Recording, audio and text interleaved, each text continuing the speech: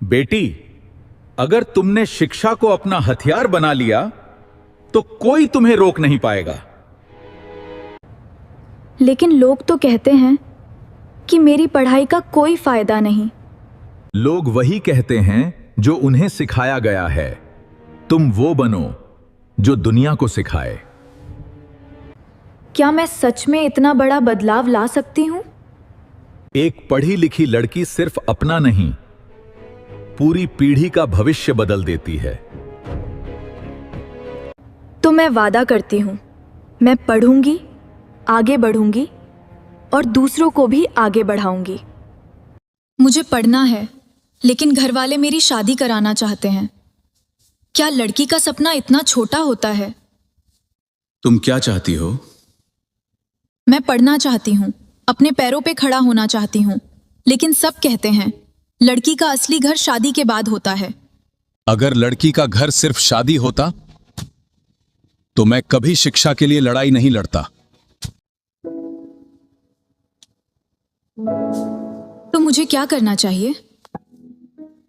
शिक्षा तुम्हारी आजादी है और जो खुद आजाद हो वही सही फैसला ले सकता है। हाँ, फैसला समाज नहीं, तुम्हारी शिक्षा करेगी।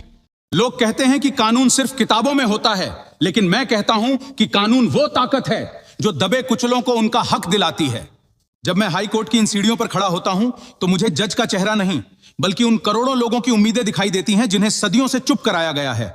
एक अंग्रेज जज ने मुझसे पूछा कि मैं इतनी मेहनत क्यों करता हूं। मैंने जवाब दिया, हुजूर, आप सिर्फ एक केस जीतना चाहते हैं और मैं एक समाज को जिताना चाहता हूं। याद रखना, न्याय कभी मांग कर नहीं मिलता, उसे कानून की ताकत से छीनना पड़ता है। पढ़ो, लिखो और अपने अधिकारों के लिए लड़ना सीखो।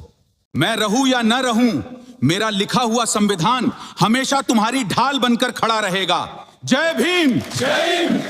मैं एग्जाम में फेल हो गई, अब मेरा कुछ नहीं हो सकता।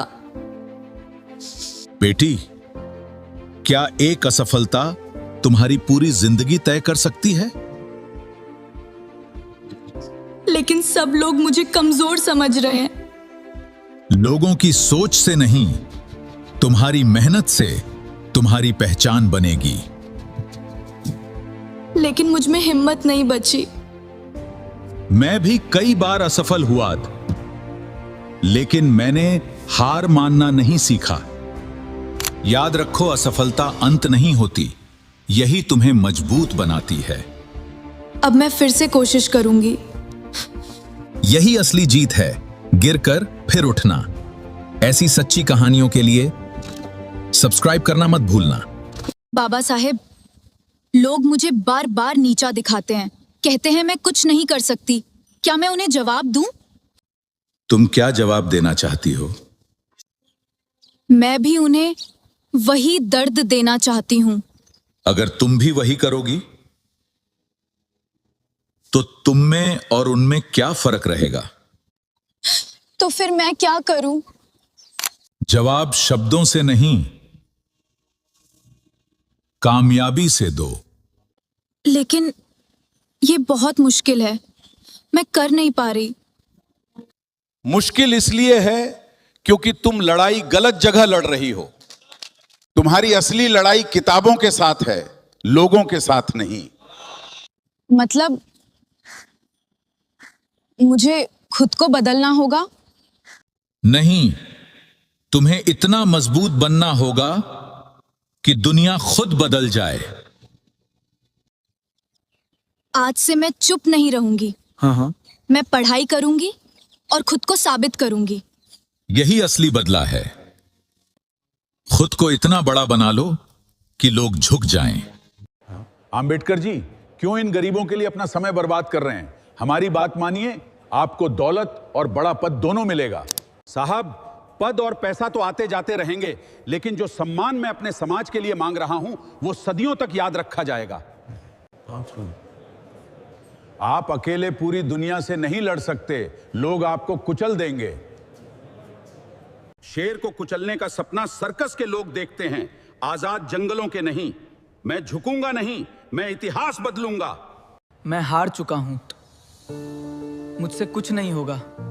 तुमने खुद को पहले ही हरा दिया है। लेकिन मेरे पास कुछ भी नहीं है, ना सपोर्ट, ना पैसा, मेरे पास भी नहीं था, लेकिन मेरे पास एक चीज थी, खुद पर विश्वास। क्या सिर्फ विश्वास से सब बदल सकता है?